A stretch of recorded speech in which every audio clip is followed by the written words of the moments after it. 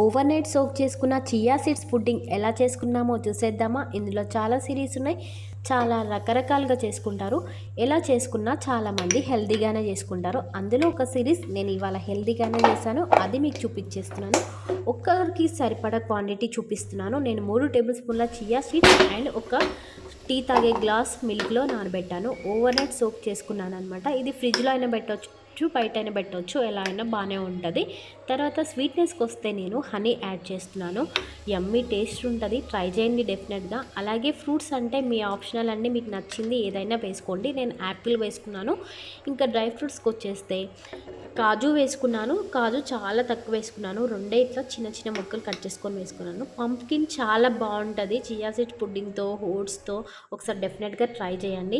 ఇంకా మనము సర్వ్ చేసుకొని తినాల్సిందే. చాలా యమ్మీగా ఉంటుంది అండ్ టమ్మీ ఫుల్గా ఉంటుంది. హెల్తీ వర్షన్లో కూడా చాలా యూస్ఫుల్ అవుతుంది. డైట్ చేసే వాళ్ళకి చాలా యూస్ఫుల్ అవుతుంది అనుకుంటున్నాను. ఇలాంటి వీడియోస్ కావాలంటే కామెంట్ చేయండి, లైక్ చేయండి, ఫాలో అయిపోండి.